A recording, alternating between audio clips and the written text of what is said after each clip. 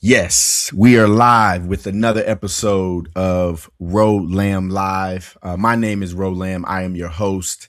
Um, I am joined tonight by Karla Moon Medrano. Karla, how you feeling tonight? How you doing? I'm doing okay. Before we, went live, I was telling you a little bit about my health challenges. Yeah, Um, but I'm hoping they'll be resolved very soon.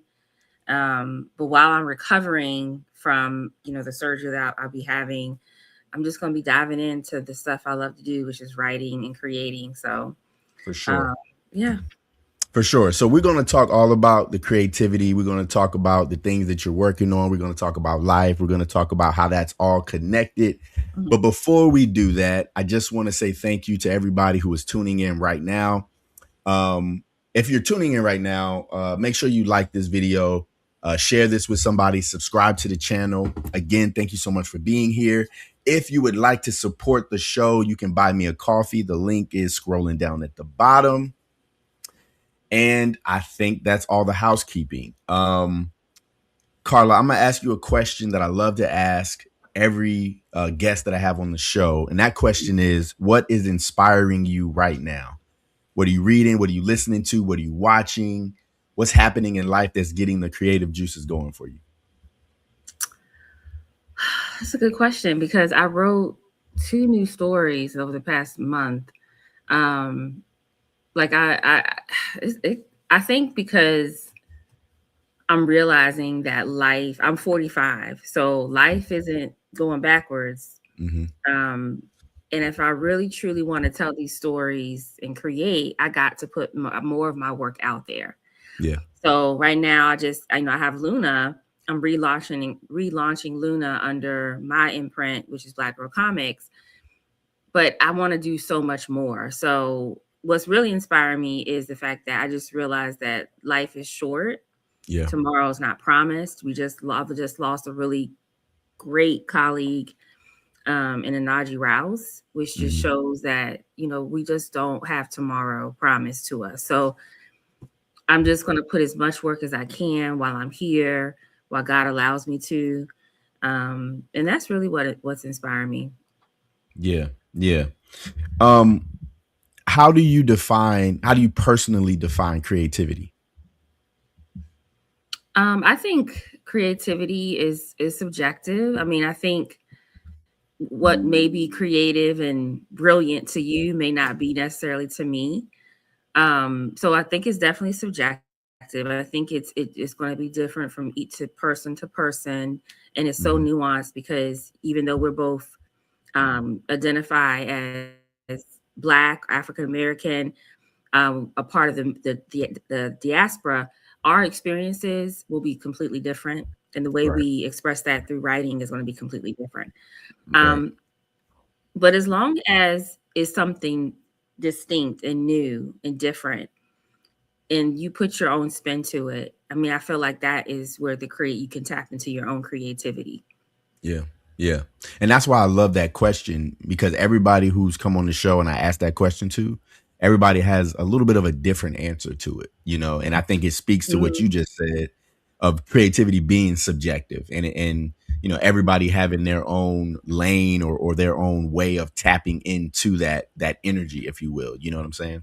Mhm. Um Yeah. and oh, what were you saying? Go ahead.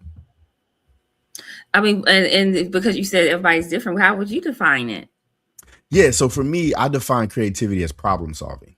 And so I think that what happens is there's a problem and the creativity comes in when you take like two disparate elements and you find a way to bridge those things together in a way that's never been seen before. And so I think you begin to see creativity not just in like the arts, but you see creativity in the medical field. You see creativity Mhm. in a mechanic. You see creativity in, stocks and, investments, right? Mhm. It's always, in my mind at least, there's always this idea of like there's a problem that needs to be solved, and somebody approaches it with this new way of looking at it, this Mhm. never before and see this innovation, right? Mhm. And I think that's the heart of creativity in my mind. I think that's a brilliant definition, and I agree with that one as well. And those are the ones that get funded. Right, right, right, right, Those right, are the right, ones that be on Silicon Valley and you get that $1 billion and $20 million and stuff like that. So yeah, right. I definitely agree with that. Hmm. For sure, for sure. So, can you give a little bit of an intro into like who you are and what you do, and even like why you do what you do? Okay, so let's start with let's okay. So I always tell people I'm a daughter Mm, to two aging parents. So, that in itself is very challenging. I'm not the only sibling, but I am one that lives closest. So I'm a daughter to two parents, and a sister to a special needs adult. I'm a wife and I'm a mother. mm, So those roles are often at the forefront before anything else. Um, I do consider myself spiritual as well. So, God is in everything I do, and I owe everything to Him. So that for me is like those are the most important parts of myself. So then I'm a nurse. I am currently pursuing my master's in nursing education because I got a scholarship to do so, a grant to okay. do so. Um, and that work is also important to me, and especially because there are caps now on how much a nurse can borrow for her education because we aren't considered professional. Wow. So my this degree that I'm getting is a blessing. A lot that's not given to a lot of people. So that will be a part of my, I wanted to do something that will allow me to leave the bedside. So that will Mm, allow me to do that. Um, okay, so now that I got all that out the way, my passions besides my family is Black Girl Comics. And Black Girl Comics, I left Concrete Comics around the end of 2024. And I started Black Girl Comics. And basically that this is going to center the brown and Black girl experience. And not just through trauma, but through her joy and through her wonder and her exploration. So I have Luna, which is my comic book. It's about a future, the story set in the future about a queen who has superpowers, a Black queen who has superpowers, and she's loved. And she is the key to it all. And so it's not this story isn't unique in the sense that this is the first time a Black queen has powers by any means, but you don't see a lot of it. And so I'm just adding to the conversation, and hopefully it's a conversation that will continue to grow, and see support with money and adaptations and things of that nature. yeah. um, and then the other stories I'm working on are female centered, about Black women who are either, I have one who's a spy coming out. That will be a webtoon. And it's called 6 Inch. And whatever pictures and things that you imagine with the word 6 inch, that's what it's going to be about. Okay. And it's going to be a webtoon. Um, and then I have a fan fiction, and that is her name is Adrielle, and she is invited by a Yautja scientist to help them cure or solve this extinction level event that's happening on their planet, and that again takes place in the future. And that particular story, I tie a lot of the science and the medical field and my knowledge of biology to that in that story. So that's a really fun story to write. And so those are like the main three projects I have coming out. And then I have a children's book too coming out. So that's Black Girl Comics. Okay. So and those that is really what I really would love to do for the rest of my life, is to create stories about brown and Black women. Yeah. Um Then I have on the other side, I just launched a nonprofit called Ink the Future. Just got my letter from the IRS saying I've been approved. So we begin. Congratulations. Thank you. We begin the work, and that is going to be our mission is to elevate comic book creators, specifically writers who need funding, who need resources, who need translation services, who may need emergency funding for a light bill or whatever. So that is something that I've always wanted. I've been wanting to do for a while, and unfortunately, I've been approved to now have that status as a nonprofit. Mm-hmm. So I'm just really, I'm looking forward to year one. Year one. Right now. I'm building out my board members. So if you're interested in becoming a board member, let me know.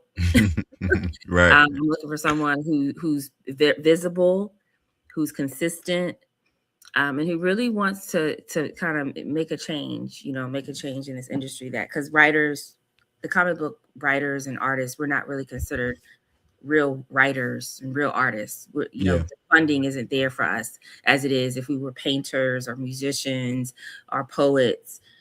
So I'm hoping that other organizations will partner with us and fund us, so I in turn can pour that back into the comic book community. So that is my life for the next till the day I die.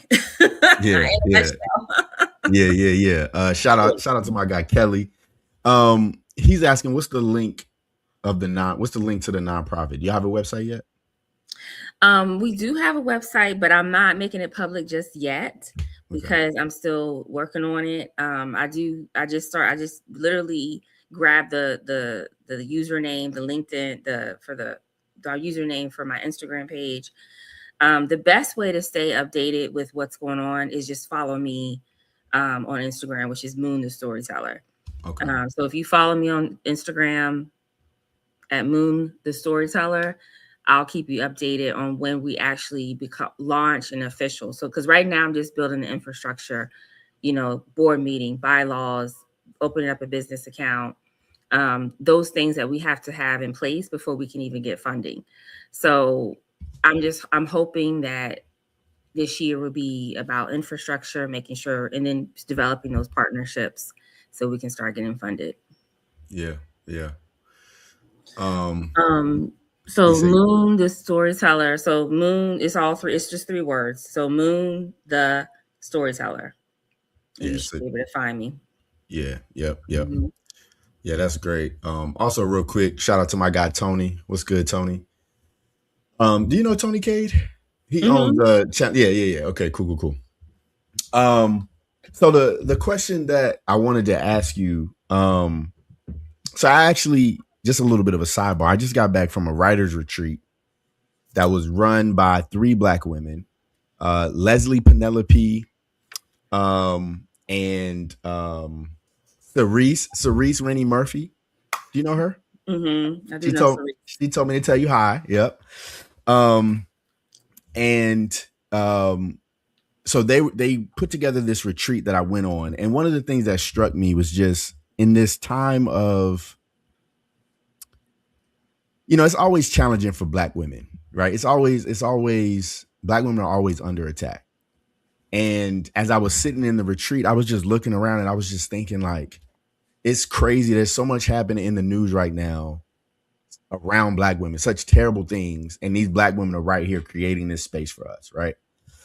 And when I was preparing for this interview, I thought about you and I thought about, you know, Ink the Future, Black Girl Comics, Zelda Awards, right? All the things that you've created, and the interviews that I watched from you and the research that I was doing on you, it was just really apparent that you have this passion and this care, this passion to elevate Black and brown women. Mhm. And then it goes further than that, because I feel like it's not just women that you're trying to elevate everybody, right? With Ink the Future, and just, I don't know, I just think that's just such a powerful thing. And so I just wonder what goes through your mind when you're seeing all the terrible things that's happening around you. What keeps you saying, like, I'm gonna keep showing up for people even in these moments when I may not necessarily feel like they showing up for me? Mhm. I mean, I have to give all the credit to God. I really do. I mean, he gives us certain gifts that becomes very clear and abundant and apparent when it's needed. So I feel like one of my gifts is I can assess a situation and extract certain things, which in turn will motivate me to do XYZ. And that I think that's part of my nursing training, but Hmm. I feel like that's in my personal life as well. And I'm no nonsense. So like if I identify a problem, like for example, um 2024, I was like really heavy into helping people market their comic books. Hmm. And I assisted with the Epiphany engine, and we made over like 60,000. And for a whole year, I did a podcast specifically for comic book creators who wanted to learn how to market their books. Right. Because what I was seeing is that not a lot of people knew how to talk about the books. They was able to write them, Right. draw them, put Right. them together, but they didn't know how to talk about it Right. and really connect with people. So I saw a problem and I said, you know what, I'm just gonna do it. And that's how Black women are. That's in our blood, that's in our DNA. We've well, we're the mothers of humanity. So our DNA we're just hardwired to fix and solve and comfort and unfortunately have to cope with certain things regardless of what's going on around us. That's just in our DNA. But I would give the credit to God for allowing me to use those gifts that I do have in such a way that have hopefully have helped other people and hopefully will continue to help other people. But beyond me, I just think that that is just our nature. Hmm. That is our nature. We create, we nurture, regardless of what's going on. And we, through, especially in this country, through slavery, Hmm. we had to turn within ourselves to survive. And even my husband, he says, I'm the glue of the family, Hmm. and I just think that that is just something innate within us. Yeah. So when you pair that with a mission, Hmm. we're unstoppable. And Right. that's why people that's why people outside of our community and sometimes even within our community, they want to tear that down because they're Mhm. intimidated or they don't want to see that strength. Yeah. Yeah.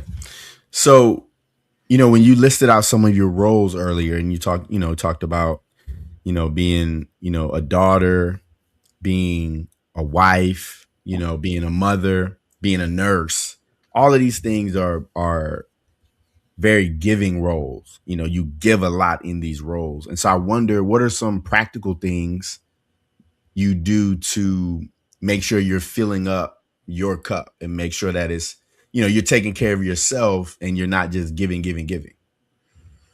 I say no a lot. Like I say no a lot, and I've even my husband tells me is like he's like you need to say no. You need to tell them no. Yeah.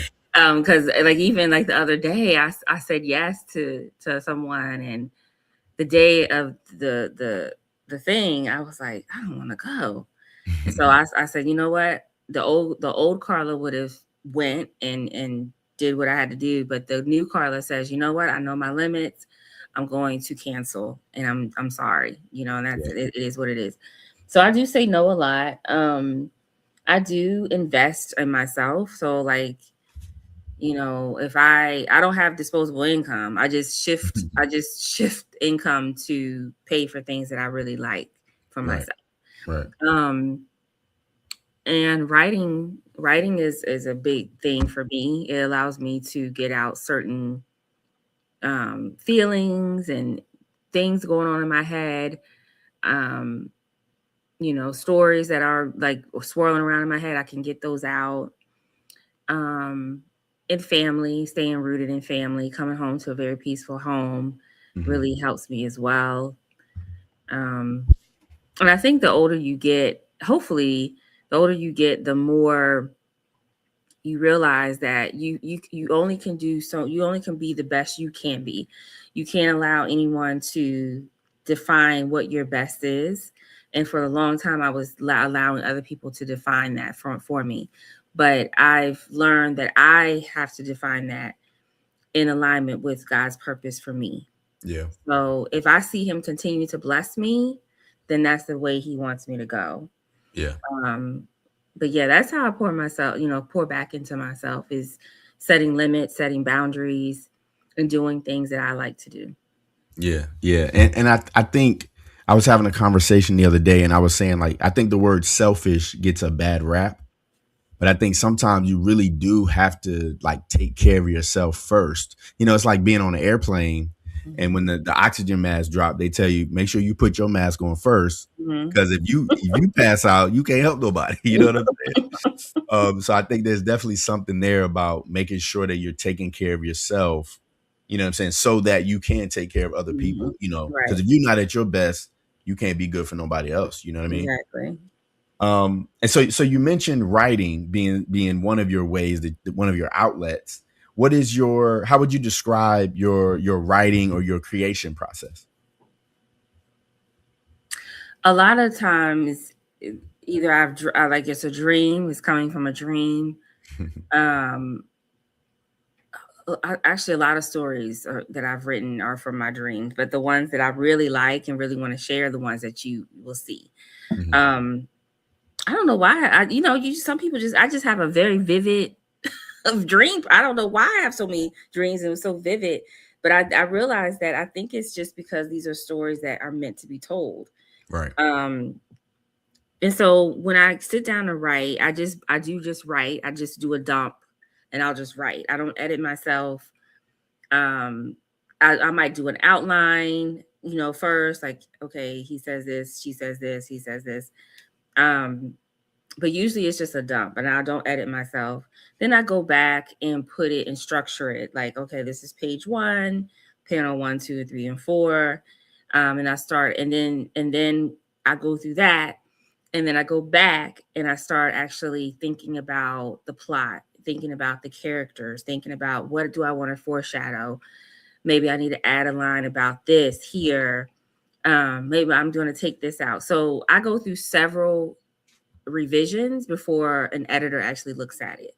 Hmm. Um, because I feel like the editor really should understand exactly what the story's about. They should know the plot tools I'm trying to use when they first read it through. And Hmm. if they don't, that means I didn't do what I was supposed to do. Hmm. That's why you have an editor. But I usually like this I wrote a 90-page script for this fan fiction. Um, and I went through those first 30 pages, like I probably say I read that thing 60 times. Because the first few pages are the most important for a writer, is because that's how you hook your audience. So Right.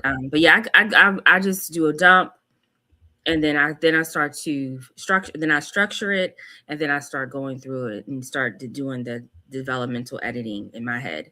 Right. So that's how I write. Do you have a favorite part of that process? The brain dump. The brain dump. Yeah. Yeah. Yeah, the very first, because I can finally let go. I can just let go of what's in my head, and then I can, now that it's on, the computer, I can, you know, dissect it and do what it needs, and put it, write it the way it needs to be written. You know what I Right. mean?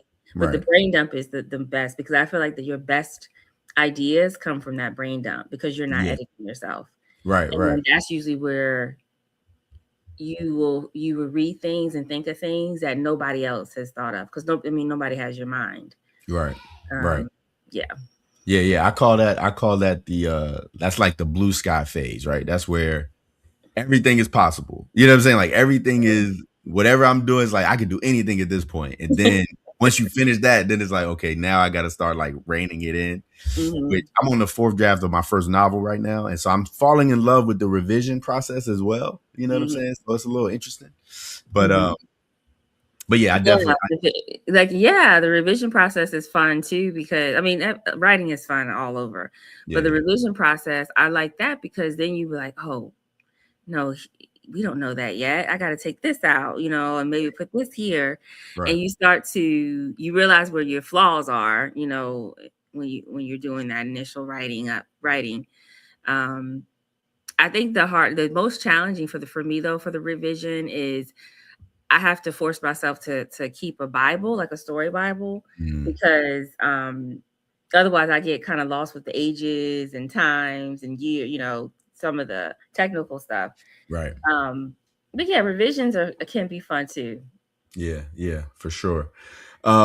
So since you've started, this journey into comic books, what has been, I guess, the most difficult part of the journey for you? Funding. Funding, right? Yeah, I mean, um, because you like when you first release a book, you may get like you could get a lot of sales from that first release, but then the sales stop. Yeah, So unless you have a way of reaching new people every day, the sales once you launch that book, the first month is great, but then that's it. And so I think a lot of creators like Kickstarters because they can make enough money to fund their next book. But I don't want to use that business model. I want people to come to the website and buy the book.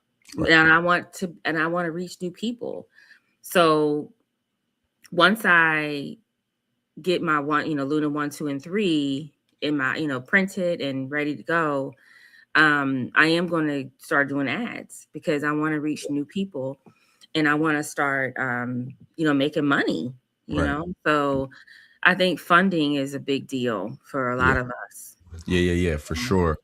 At a later date, we're gonna have to talk about the little situation that happened on Threads with the artist, the I mean, artist. we can talk about it now. We can talk about it now. I and that's actually one of the reasons why that actually just fuels me even more to do the nonprofit to help Right, writers. But I think so it started off with a post that I said, "Oh, do you think with the layoffs will these artists be willing to adjust their rates to work with indie artists?" And when I say indie, I don't mean Image Comics. right. That Boom. I Right, mean people like me, you right, know.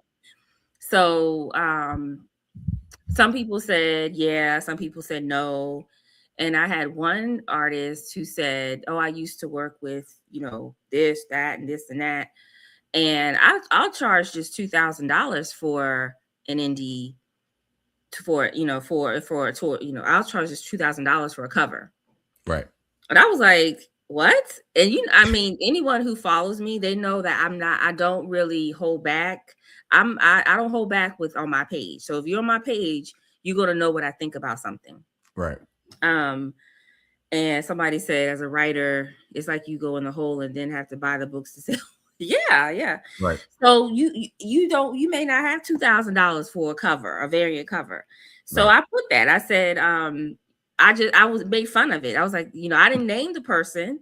I said, this, he quoted me $2,000. Well, what kind of what world is he living in? And I really didn't know. I didn't think he followed me like that. But apparently he saw it. apparently he does.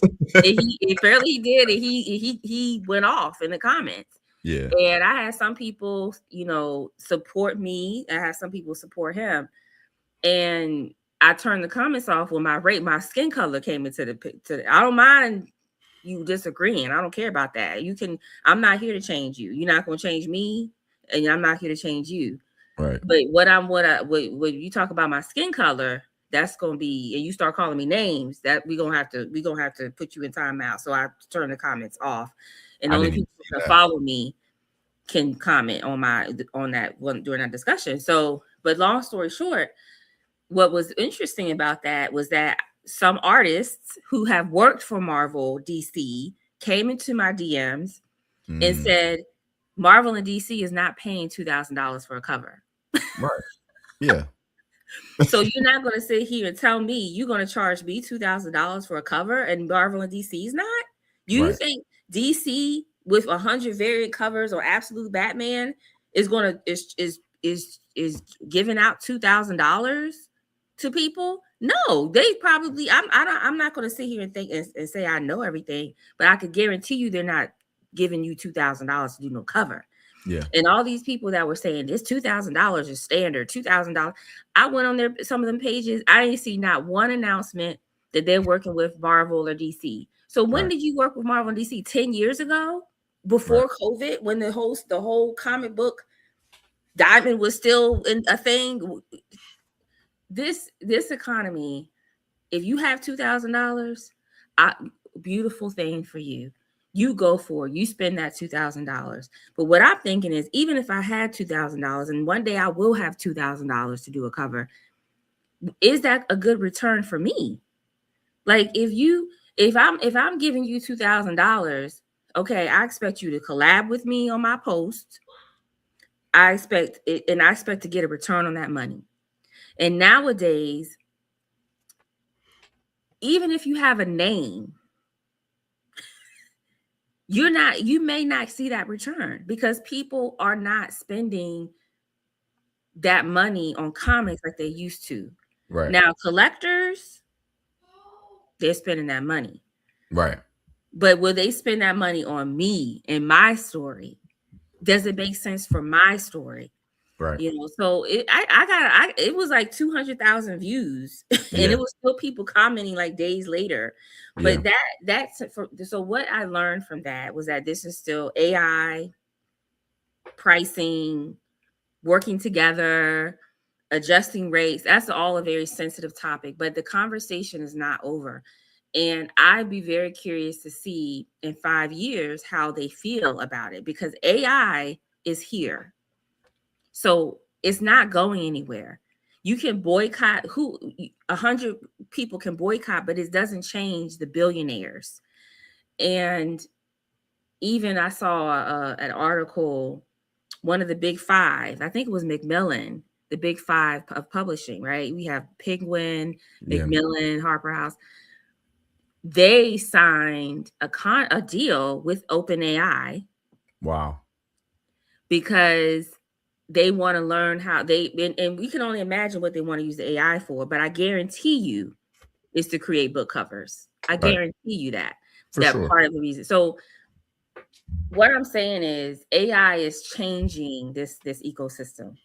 Yeah. So at some point, everybody, writers, artists, everyone has to sit back and say, okay, how can I adapt to this AI Right. and still keep doing what I'm doing? Right. So if you tell me you charging me $2,000, guess what? I'll never work with you Right. because you had the audacity to say, "Oh, I'll charge you $2,000." Nobody's paying that, honey. Not Right. even Marvel and DC. Now, Marvel, if you told me Marvel and DC paid you $2,000, I'm like, oh, okay, wow, I need to aspire to that. But they're not even paying that. So how dare you come to me and say, oh, 2,000, I'm going to charge you $2,000. That's a steal. That's a bargain. No, it's not. Because Yeah. you can't guarantee that I'm going to get that back. Yeah. Yeah. So the rules have changed a lot. The rules have changed a lot. These, especially the new generation, they don't care that you have a name. They hate Yeah. celebrities. Yeah. These kids nowadays, they hate celebrities. They can't stand celebrities. So don't sit here and feed me a bunch of BS, because I'm going to call you out on it. So that kind of ties into the Ink the Future's mission, which is to help comic book writers. I want to help comic book writers get funding, fund their projects so they can work with artists that might be out of their bracket, if that's Right. what they want to do, or pay their light bill, or pay their rent, pay for a translator to translate their stuff. But this, that conversation was wild. It was wild. Yeah. And, before we get out of here, the thing that I wanted to say about that, when I was watching that conversation, it was at the same time that I was having conversations with artists about. So I asked the artist, I said, have you ever asked a writer how you can support them? Mm-hmm. And he said, no, why would I ask them that? And I said, and I'm like, see, this is the issue, because we're having so in your conversation, I saw a lot of people saying, don't ask me to do something below my worth. And, you don't want to support art and this, that, and the third, da, da, da, da. And I'm like, there's this heavy conversation about writers supporting artists, and writers don't use AI because you need to support artists. You need to support human art, this, that, and the third, which I completely agree with. Me too. But I don't think it goes both ways. And Mm-mm. so, Some artists will, for and sure, for sure, the ones who you think shouldn't do. for Like I sure. had one of the artists who did the variant cover for Luna. He was a storyboard artist for Eyes of Wakanda and X-Men '97. But But see, if I had asked him, but he came onto the podcast. If I had asked him to collab, he would have. He but would see, have. I keep cutting you off, but I just want to get you this good. out. I'm gonna let you talk. I'm gonna No, let you you talk. good. You good. You Uh, good. um, when we had him on the podcast, he collabed with us. Right. It didn't take his name off the collab like a week later. Right. So the people who are in the business are the ones that are like, yeah, sure, because they understand the value of helping each other in lifting each other up together. But these ones who are in the indie space, I'm like, what are you talking about? Exactly. And Go and go that's exactly what I was gonna say. It's the people who are in the industry know how this works. You know what I'm saying? And so I ahead. just think there needs, like you said, the conversation is not over. There needs to be a larger conversation about, especially as indies, right? Because this is the other thing. If you're afraid of AI, that, to me, that would mean it's imperative that you build relationships with us. You know what I'm saying? It's imperative that you say, hey, this AI thing is coming. How can we work together so that we don't have Mhm. to use AI? You know what I'm saying? Exactly. So, it's a larger conversation. I want to have a panel on this show and like really talk about it with like writers and artists, and like really like have the conversation about what it looks like for all of us to support all of us. And like you said, there are those who are supporting us for sure. But there's also the larger conversation isn't being had about that. You know what I'm saying? Right. Um Jamel. oh, for sure, for sure. I'm gonna Uh-huh. let you know. I'm gonna let you Yeah. know. He hyped Yeah. about it too. He like, yo, let me talk about it. Yeah. And it'll be interesting to see people who are both writers and artists, like Exactly. Michael Watson of Freestyle Comics. I don't know if he wants to be part of it, but like having people like that on that panel as well. Yeah. I think that will be I think you should do it. I think Yeah, because I think you'll be one of the first to actually have that conversation of writers and artists. How can we support one another? for sure. As we all see AI taking over in all sectors of life, you Yeah. know. Yeah. Yeah. So before we get out of here, I just want to do this. Is my last segment. It's called the one. These are like rapid fire questions, if you will. My first question is, what is one book or comic book that you think everybody should read? Roots of Madness. Mm, yes, that's a good one. Um, what's one piece of advice you would give your younger self? Say no more. Mm-hmm. Say Mm-hmm. no to things that don't serve you. Mm-hmm. And that, going back real quick, that's Roots of Madness by Stephanie Williams, right? That's what you're talking Yeah, about. Stephen Yeah, for Wilson. sure, Yeah. for sure, for sure. Mm-hmm. Y'all check that out. She's gonna be on the show June 10th, I think. I think it's June 10th. So yeah, y'all check that out. Um, oh, I lost my question. Hold on one second. Okay. What's one word that you would want to describe your legacy? One word. Um. Uh. That I a giver. Mm, that's a good one.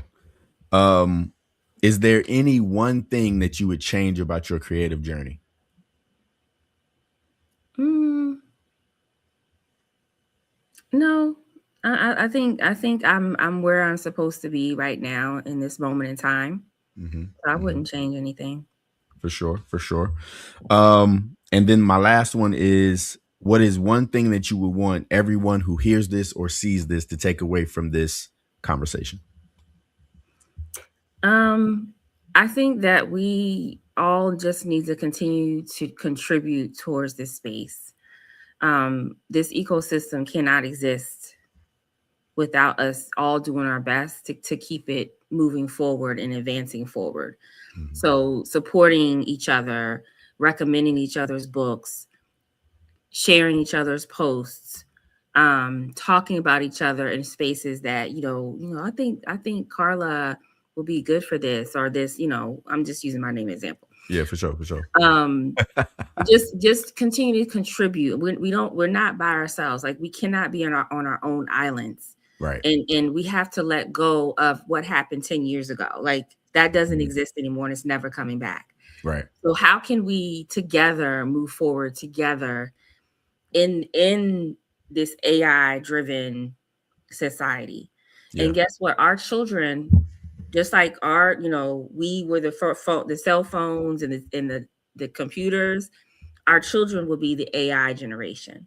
Hmm. So it's coming, it's here. How can we continue to keep the arts alive by Yeah. real humans? Yeah. And that's only if we can do it together and not Yeah. be fighting amongst ourselves and tearing each other down. For sure. For sure. That's such wisdom. Thank you so much for that, Karla. Before we get out of here, is there anything that you want to plug? You want to let anybody know about? We have your link to your books in the description of this video, but Oh, the you did? floor is yours. Anything else that you want to, share with people, tell people Okay. about? Just follow me on Instagram. I'm most active on Instagram at Moon the Storyteller, 3 words, and it's right there, Moon the Storyteller. And you can I'll keep you updated on Black Girl Comics. Luna 1 is available. So go to the link and purchase Luna issue 1. You can either download it or order the print.